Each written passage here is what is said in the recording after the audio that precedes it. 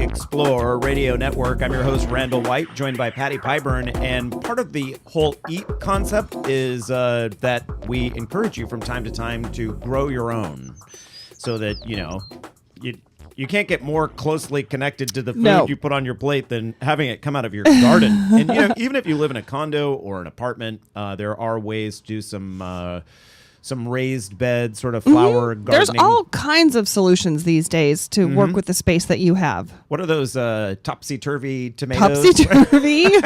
There are some alternatives to the topsy-turvy that are actually pretty doable. You can do yourself, and you don't have to buy the as seen on TV thing. No, right. You know what I've seen recently that were super cool is these gutters. Garden gutters. You use house gutters and attach them to a fence or wall or something, and then you can grow herbs and, carrots and little smaller things. Yeah. Super cool. Well, you know how firemen are known for being pretty good cooks because... Yes. What else do they have to do in the firehouse? Yeah, they have that time. On their downtime. On their downtime. And so one fireman who's been featured in the media quite a bit lately is Mike Robbins. He's at Mountain View's Firehouse No. 1. He's taken it upon himself to make sure that the ingredients, or a large number of the ingredients that he sources for those delicious firehouse meals, come from the yard there at the firehouse. It's really awesome. Isn't it so cool? Yeah. He joins us on the line right now to give us his summertime tips. He joins us in the spring to get your garden started, and now joins us with some tips on what we should be doing at this point. Mike, welcome to the program. Hey, guys. It's great to be back. Oh, well, we're happy to have you here. Mike sent me a note this morning just before the show started, and he said, well, I'm just getting off my shift. And I'm like, ooh, I hope you're not too tired. Hey, Mike, so I'm wondering, is it too late for people at this point in late June to still get started? Are there some plants that if someone's like, oh, I never got around to it this year, are there still some plants that people could throw in the ground and have a successful crop of something?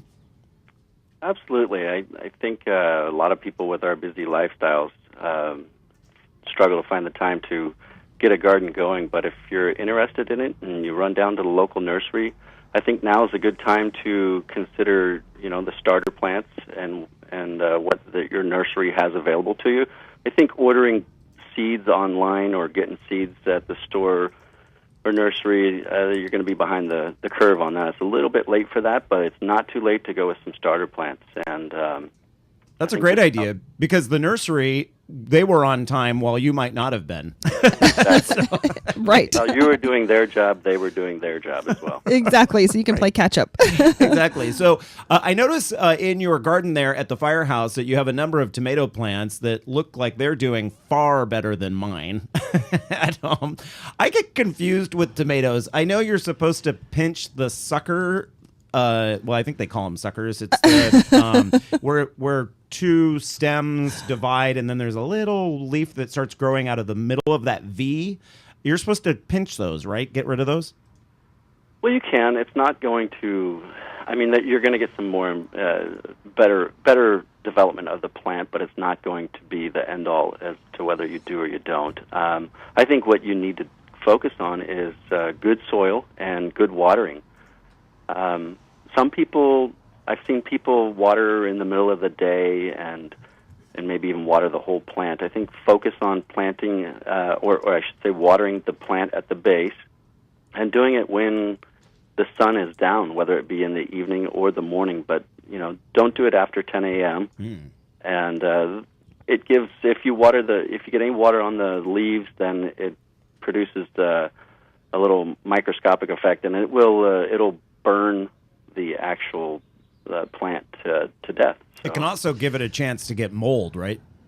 Exactly. Well, yeah, if you're overwatering, you're going to introduce that. So kind of like a moist sponge, something is what you're looking for. When you're thinking about watering, go out and dig your hands down into the soil 3 or 4 inches and get an idea of what's going on down at the root level.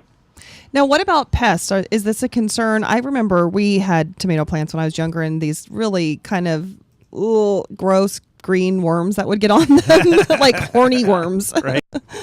Right. Yeah. Pests are your biggest obstacle at this point in the game. Now that we're developing larger plants, as well as if they have fruit on them, I reach for something that's not of the pesticide, if you will, the ethyl methyl stuff. I reach for more of a natural organic approach. And I want to hear this because I need some help with my tomato plants, and I wanted to stick natural and organic. What is it that you do?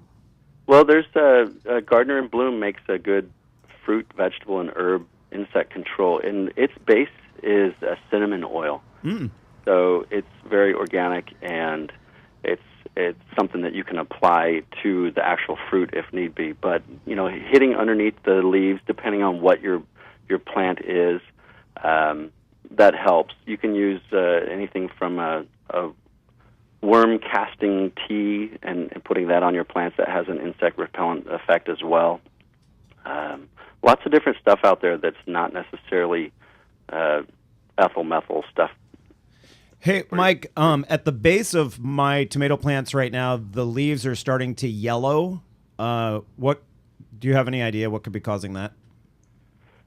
Well, that's not uncommon. I would remove those and pay attention to your watering. Blight is something that you want to be aware of, whether it be an early or late blight. It's a virus that can attack your tomatoes, and if that's the case, if you start to see a rapid decline in the actual plant health, you're going to want to remove that plant from the area. I'm going to have to remove all 4 of them. Well, I've got some extras for you. Okay, good. So I have a question for you. I wonder if you've ever heard this before. This is what my mom, when she used to have a garden when we were younger, she swore by because she was organic way, way back before it was fashionable like it is now.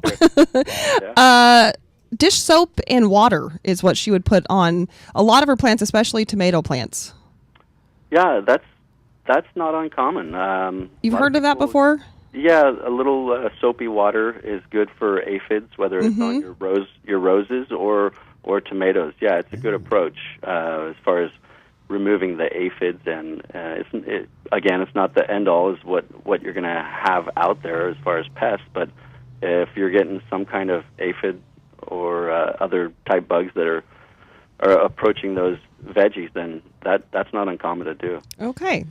What about birds? When your tomatoes start getting, ripe, the birds might like them as well. I noticed that in your garden, you have a really creative scarecrow made out of a fireman's uniform. Not all of us have access to that, but do scarecrows actually work? Well, I can tell you that the scarecrow that I have is not exactly working. He's asleep on the job.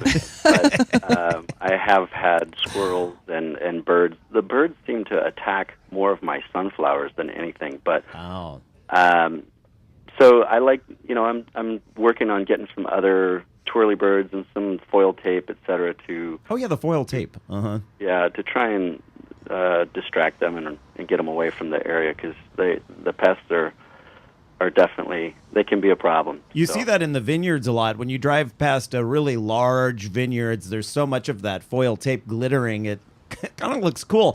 And interesting, a little side note here, that movie Bottle Shock that was supposed to be set back in, the mid-'70s or what have you, because they were filming it in present day, you could see that, but they weren't using the foil tape back in the 70s, so that's one of those one of those wait, that's not right inconsistencies that I read about. I didn't witness that when I was watching it, so if that's that might be a myth, I don't know. I'm just covering my tracks. Hey, Mike, go ahead. Don't forget to throw some plants out there, some attractive flowers to get those bees in there and pollinate all those tomatoes. Yeah. Our whole next segment is on bees. Hey, Mike, have you started a blog or anything? I have not. You need to, because you have so many great tips. Because we want to read it. And then we could link to that. Yeah, Mike Robbins with Mountain View's Firehouse No. 1. Thanks for joining us. We'll talk to you in the fall. Great. Thanks, guys. Take care. Stick around. It's a